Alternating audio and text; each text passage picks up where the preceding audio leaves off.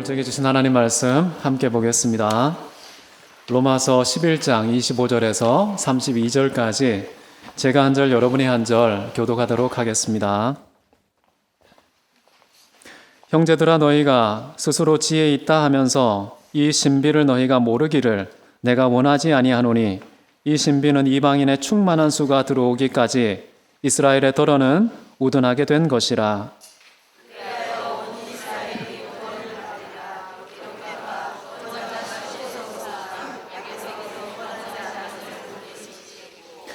내가 그들의 죄를 없이 할 때에 그들에게 이루어질 내 언약이 이것이라 함과 같으니라.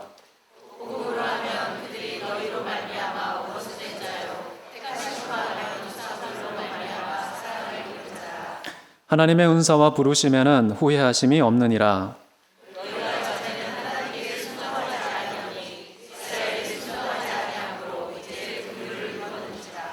이와 같이 이 사람들이 순종하지 아니하니 이는 너희에게 베푸시는 긍휼로 이제 그들도 긍휼을 얻게 하려 하심이라.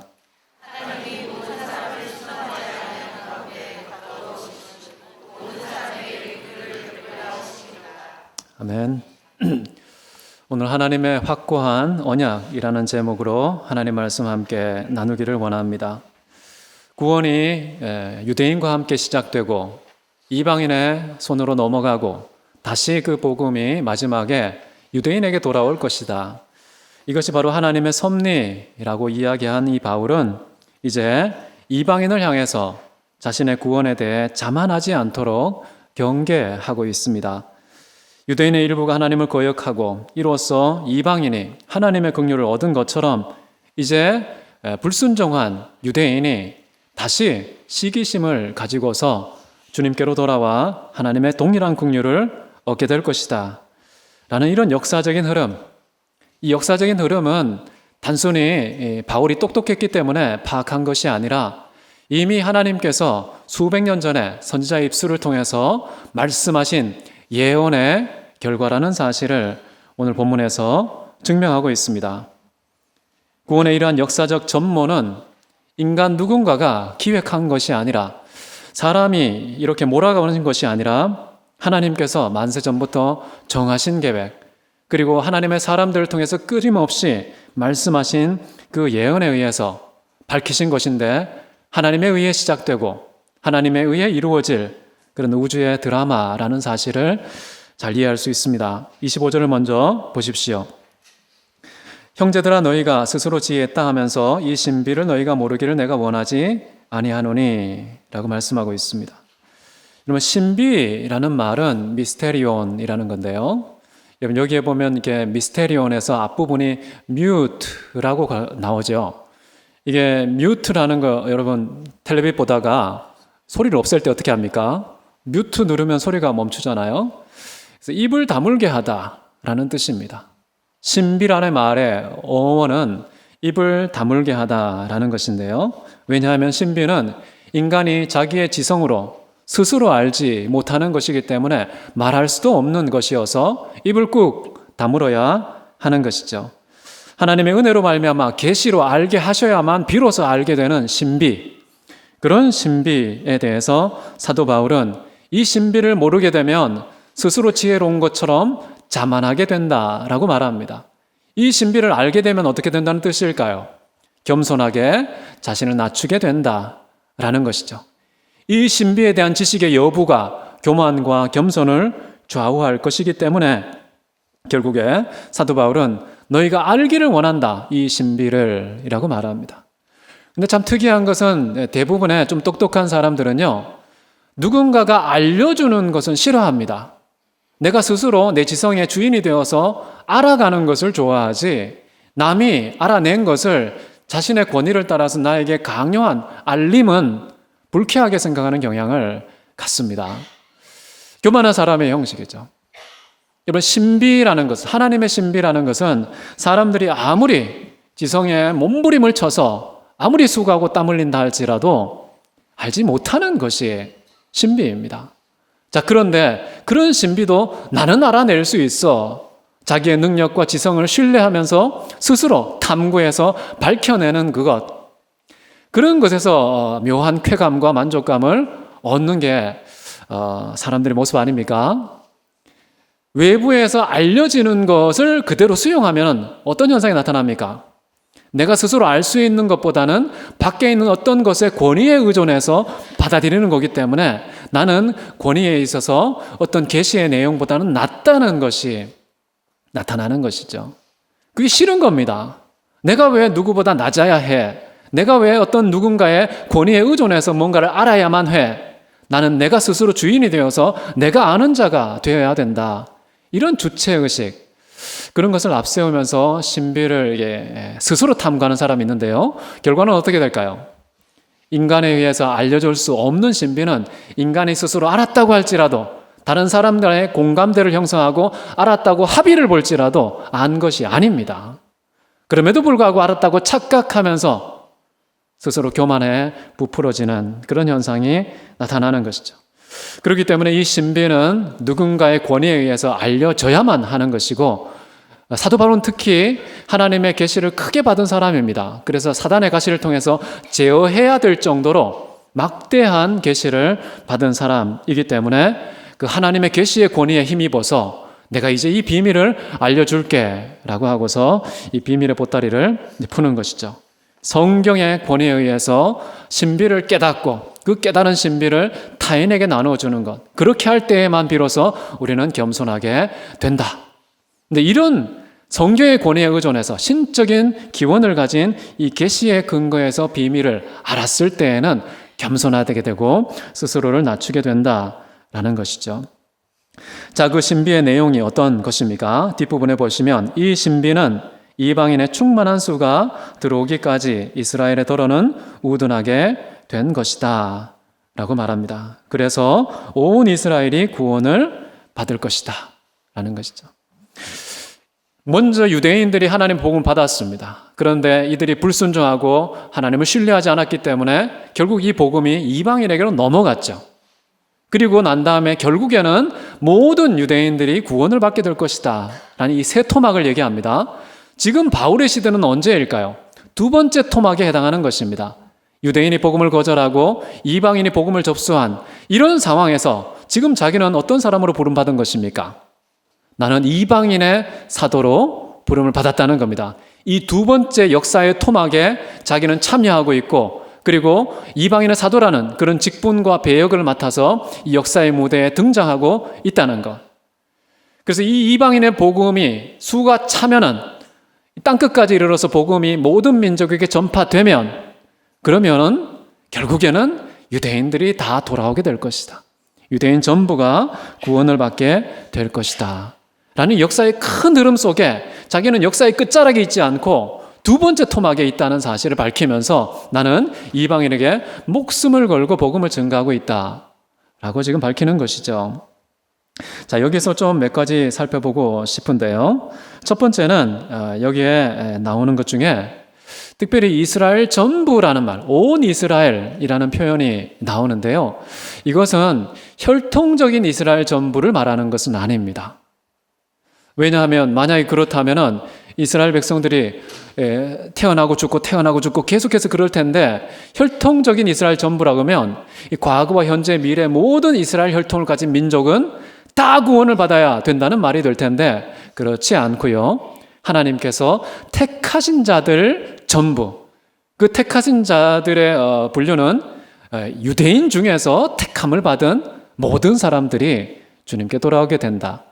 이렇게 해석하는 것이 가장 보편적인 입장입니다. 저도 그렇게 생각을 하고요. 그래서 좀 교리적인 내용이지만 하나님의 선택은 크게 두 가지로 구분되거든요. 하나는 혈통적인 민족에 대한 일반적인 선택이 있습니다. 두 번째, 영적인 민족에 대한 특별한 선택이 있다고 얘기합니다. 앞부분은 민족 단위의 집단적인 성격이고, 두 번째는 한 개개인의 개별적인 선택과 관계된 것이죠. 궁극적으로 구원을 받는 대상은 누구일까요? 하나님의 역사 속에 계시 차원에서 특정한 민족 이스라엘을 선택한 것은요, 구원과 직결된 것은 아닙니다. 민족적인 선택 속에도요, 이면적인 유대인만 구원을 받고 표면적인 유대인은 구원받지 못한다고 성경에는 나와 있죠. 표면의 할례가 아니라 내 마음의 할례를 받은 사람만 구원을 받는다고 얘기합니다. 그렇게 본다면 영원 전에 하나님께서 택하신 특별한 개개인에 대한 선택, 이것이 구원과 직결되어 있고, 시간 속에서 특정한 민족을 선택한 것은 하나님의 계시 차원에서 역사한 과정으로 등장하는 집단적인 선택이라는 것. 그래서 우리 대학교에는 이런 교리도 압니다. 선택도 이중적이구나. 다른 사람들 잘 모릅니다. 개별 선택, 민족 선택, 이렇게 두 가지 있다는 거 여러분 기억하면 좋겠습니다. 그리고 이방인의 수가 차게 되어야만 된다는 것은 우리가 어떠한 삶을 살아야 된다는 것을 방향을 제시하는 것이죠. 이방인의 수가 다 차는 방향으로 역사는 흘러갈 것이고요. 하나님의 사람들은 이방인의 수가 다 차는 방향으로 섬기는 자들을 하나님께서 세울 것이다 라는 역사의 흐름을 읽으면 좋겠습니다. 자, 그 다음 한번 보십시오. 지금 이렇게 이스라엘 백성 전체의 구원에 대해서 이렇게 확고하고 단호하게 바울이 선포하는 이유와 근거는 무엇이냐? 바로 한 700년 전에 이사야의 입술을 통해서 예언하신 그 말씀의 근거에서 내가 이런 확신 있게 선포한다 라는 것인데, 인용문을 한번 보십시오. 구원자가 시온에서 오사 야곱에게서 경건하지 않은 것을 돌이키시겠고, 내가 그들의 죄를 없이 할 때에 그들에게 이루어질 내 언약이 바로 모든 이스라엘의 구원이다 라고 지금 얘기하는 것이죠. 자, 여기 보시면은요, 구원자가 시온에서 나온다. 시온이라는 것은 사실 이스라엘 백성들을 말하는 것이고, 특정한 지역을 말한다면 예루살렘이라고 볼 수도 있겠죠. 시온은 예루살렘을 대표하는 말입니다. 자, 구원자가 거기에서 나온다는 건 예수님을 가리키는 것이겠죠. 그리고 야곱에게서 경건하지 않은 것을 제거한다. 여러분, 경건하지 않은 것은요, 죄로 말미암은 부패를 말하는 겁니다. 자, 그 다음 보시면은 내가 그들의 죄를 없이 한다. 죄는 그 부패의 근원인 죄를 말하는 겁니다. 그러니까 예수님이 오시면 두 가지를 해결해 주신다는 겁니다. 첫 번째는 이스라엘 백성들의 죄, 두 번째는 그 죄로 말미암은 온갖 불경한 부패, 이 두 가지를 완전히 제거해 주신다는 얘기죠. 자, 여기서 제가 살펴보고 싶은 두 가지는 이것입니다.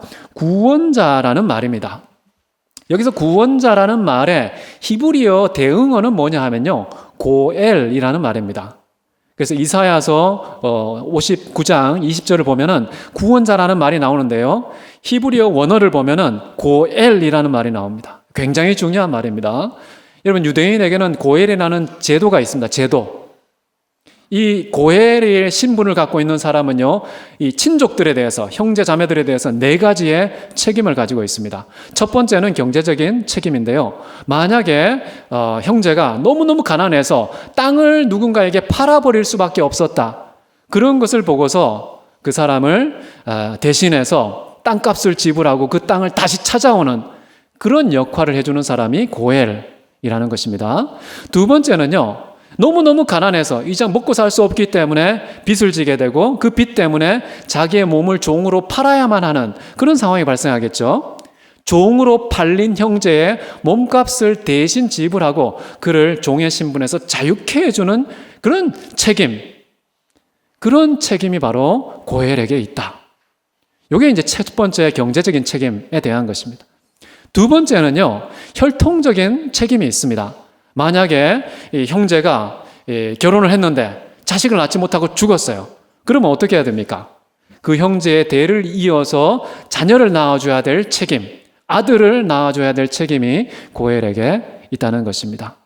그 다음 세 번째는 뭐냐 하면요, 만약에 그 사람이 죄를 지었다, 그러면 그 죄값을 대신 지불해서 죄 문제를 해결해 줘야 하는 그런 책임이 또 고엘에게 있다는 사실입니다. 자, 그리고 마지막으로 네 번째 고엘의 책임이라는 것은요, 만약에 누군가에 의해서 그 형제가 살해를 당했어요. 그럼 살해의 원한을 어떻게 갚습니까? 죽은 자는 갚을 수가 없잖아요. 그 형제가 대신해서 그 살인죄를 갚아주는, 이거는 사법적인 책임, 사법적 정의를 구현해야 되는 책임이 고엘에게 있다는 것입니다. 자, 이런 네 가지 책임을 가진 이 고엘이 신약에서 어떻게 번역되냐면 구원자라는 말로 번역된 것이죠. 자, 이 구원자는 누구일까요? 예수님 아닙니까?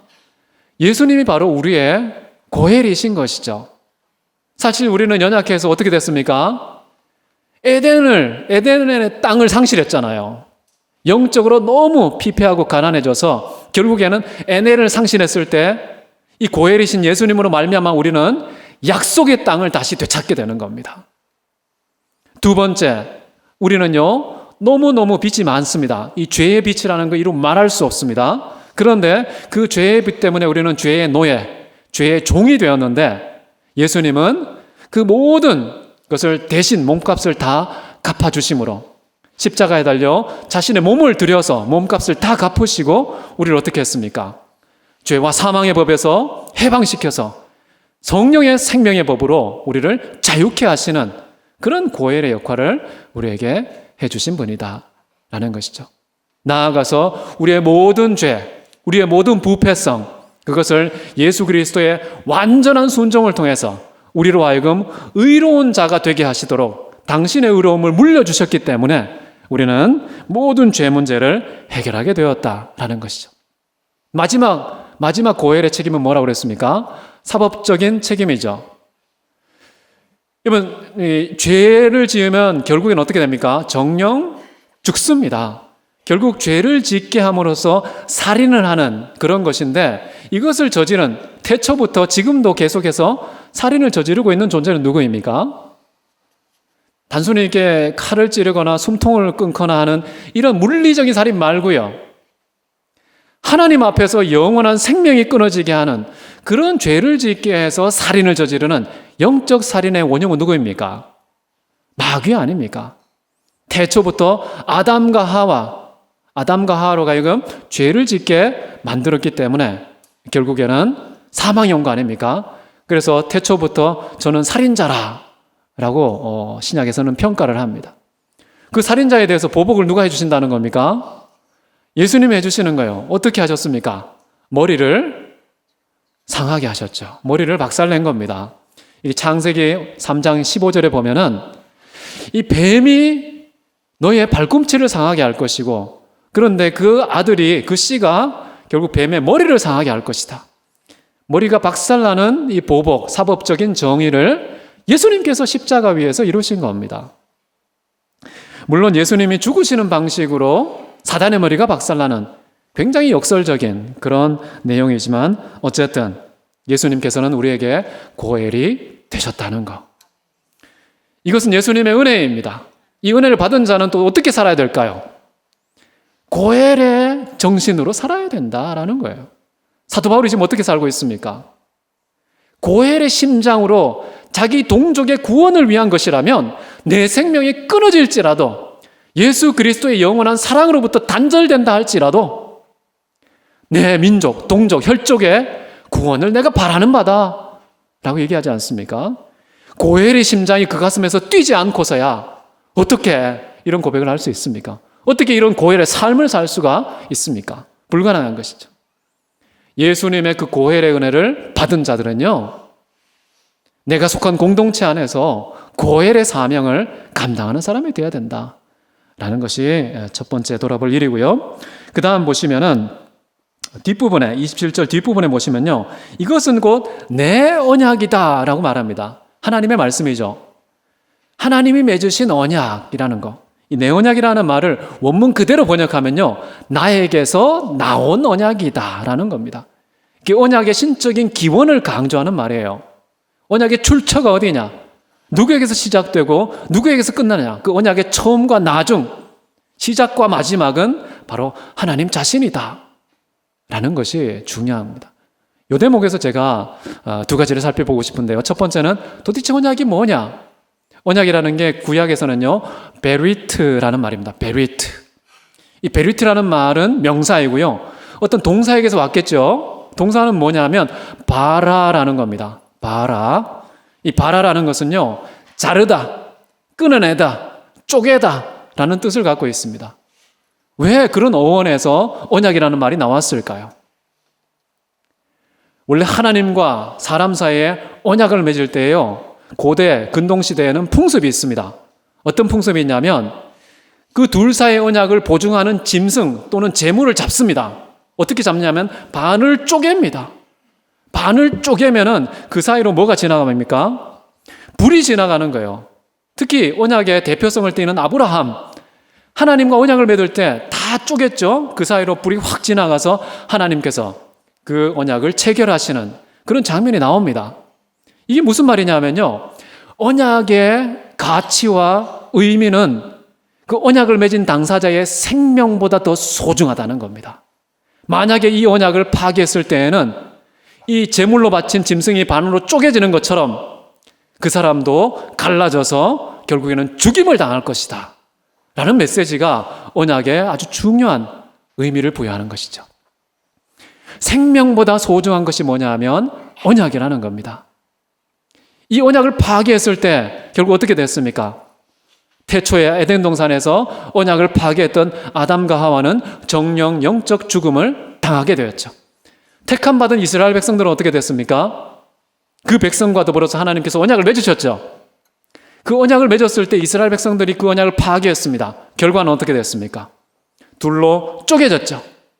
북이스라엘과 남유다, 민족이 반으로 단절되는, 쪼개지는 일들이 발생했고 결국에는 북이스라엘, 남유다 둘 다 완전히 멸망당하게 되는, 민족 전체가 멸망을 당하게 되는 그런 최후를 맞는 겁니다. 언약이라는 것은 역사 속에서 이렇게 그 의미가 아주 길게 설명이 되어 있습니다. 근데 그런 언약을 갖고 있기 때문에 우리는 이 언약을 생명보다 소중하게 여기는 게 마땅한데, 사도 바울은 또 언약을 그렇게 인식하고 있는 겁니다. 내가 하나님께서 내게 맡기신 사명, 이 복음을 전파하는 사명, 이 언약의 갱신을 선포하는 이 사명을 끝마치려 하면은 나의 생명을 조금 더 귀한 것으로 여기지 아니한다 라고 얘기합니다. 하나님의 언약, 그 언약을 갱신하신 복음, 그 복음의 가치가 너무 큰데 나의 생명도 조금 더 귀하게 여기지 않을 정도로 그 복음이 귀하다는 복음의 참된 의미의 회복을 사도 바울이 지금 이루고 있다는 것이죠. 그리고 또 하나 이제 나의라는 거, 나에게서 나온이라는 부분을 주목해 보십시오. 언약의 주체가 누구라는 겁니까? 이 언약을 붙들고 계신 분이 누구라는 겁니까? 언약의 시작과 끝이 누구라는 겁니까? 하나님이라는 겁니다. 언약의 주체와 기원과 마지막 궁극적으로 목적을 이루실 주체가 바로 하나님 자신이기 때문에 사도 바울은 당당한 겁니다. 모든 이스라엘 백성들이 구원받을 거야 라는 확신을 갖게 되는 겁니다. 이게 굉장히 중요한 것이죠. 영원히 변치 않고 누구도 흔들 수 없는 하나님의 언약에 근거한 확신이 우리의 신분과 삶이어야 한다는 겁니다. 여러분, 이 세상에 비빌 언덕이 어디에 있습니까? 믿을 구석이 어디에 있습니까? 다 바뀌고 변하고 변질하는 것인데 영원토록 변치 않고 맡길 수 있는, 내 인생과 내 모든 생명을 위탁할 수 있는 그 근거는 바로 하나님이 붙잡고 계셔서 영원히 변치 않는 반석과 같은 그분의 약속, 그분의 언약, 그 언약만 우리가 신뢰할 수 있는 겁니다. 사도 바울은 왜 이방인의 사도로서 자기 생명도 귀하게 여기지 않았을까요? 믿는 구석이 여기였습니다. 나의 언약이라고 하신 거, 하나님에게서 나온 그 불변의 언약을 확신했기 때문에 내 인생의 방향과 내 인생의 목적과 내 인생의 모든 내용을 거기에 다 맡겨버리는 것이죠. 사람마다 자기 가치관과 기호를 따라서 살지 않습니까? 그런데 그 기호와 가치관을 하나님의 언약으로 대체한 이 사도의 판단력이 저와 여러분의 판단이 되시기를 주의 이름으로 축원합니다. 참으로 귀한 겁니다. 이 세상에 믿을 수 있는 사람이 없습니다. 믿을 수 있는 이론이 없습니다. 믿을 수 있는 법칙이 없습니다. 모든 것이 변하고 바뀝니다.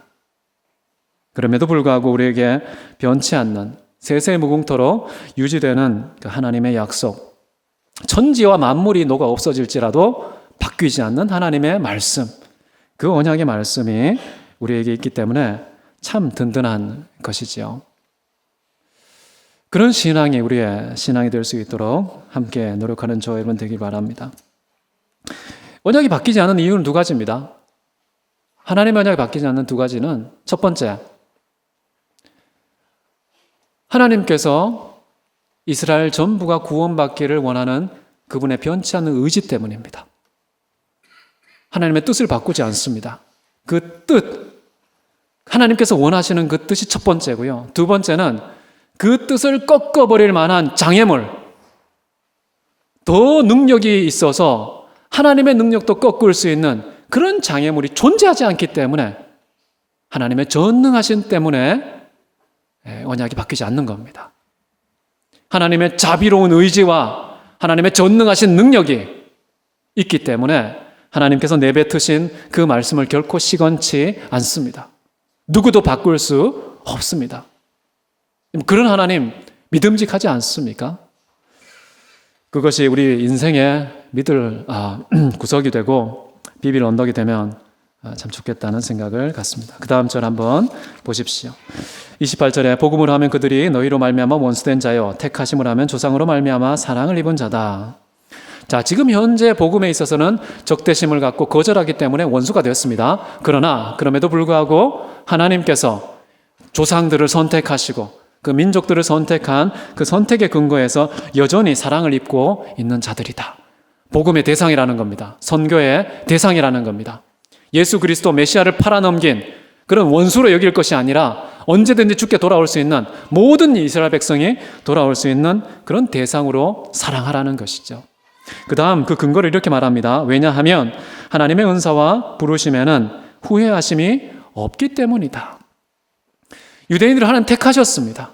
근데 이 택하심이 결국 시간의 끝에 모두가 다 돌아오게 된다는 이런 하나님의 섭리는요, 우리에게도 큰 위로가 됩니다. 하나님 여러분을 선택하셨죠? 그래서 부르셨죠? 그 하나님의 자녀가 되고 주님 백성의 특권을 누리고 있습니다. 자, 그런데 만약에 이것이 후회가 생긴다면 어떻게 됩니까? 부르심과 하나님께서 지금까지 우리에게 베푸신 은총에 대해서 후회함이 있다면 이것이 반납될 수도 있다는 거예요. 모든 것이 원점으로 돌아갈 수도 있다는 거예요.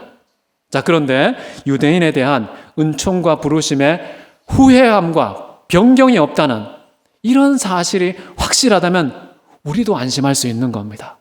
우리를 향한 부르심과 우리를 향한 은총도 하나님께서는 후회하심이 없다라고 말씀하는 거 있기 때문에 우리가 하나님을 믿을 수 있는 것이죠. 이 30절 보십시오. 너희가 전에는 하나님께 순종하지 아니하더니 이스라엘이 순종하지 아니하므로 이제 긍휼을 입었는지라. 이와 같이 이 사람들이 순종하지 아니하니 이는 너희에게 베푸시는 긍휼로 이제 그들도 긍휼을 얻게 하려 하심이다. 이 불순종 누가 먼저 했습니까? 이방인이 먼저 했죠. 나중에 유대인이 불순종해서 다시 긍휼을 입게 되잖아요, 이방인이. 그 다음에 어떻게 됩니까? 이방인이 긍휼을 얻었어요. 그 긍휼로 유대인이 어떻게 된다는 겁니까? 유대인도 긍휼을 얻게 될 것이다.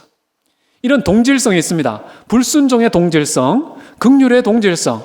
유대인과 이방인은요, 이런 운명 공동체로 있다는 겁니다. 그러니까 한 묶음으로 생각해야지 따로따로 민족적인 자존심과 교만을 내세울 게 아니라고 얘기하는 것이죠.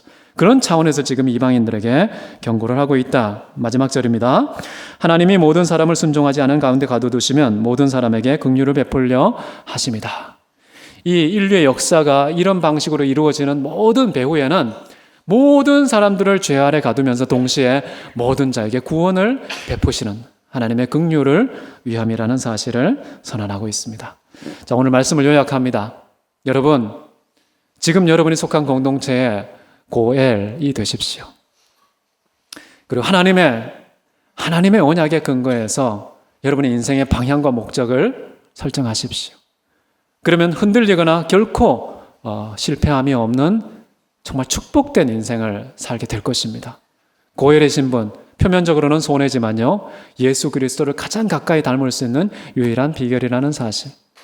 그 모든 것이 바로 하나님의 모든 언약을 성취하고 완성하신 그런 내용이기 때문에 그 영광, 완성의 영광에 우리도 동참할 수 있다는 그런 특권과 영광 기억하시면서 고엘의 삶 살아가는 저와 여러분 되시기를 주의 이름으로 축원합니다. 함께 기도하겠습니다. 이 시간 기도할 때요, 하나님 정말 고엘의 삶을 살기 원합니다.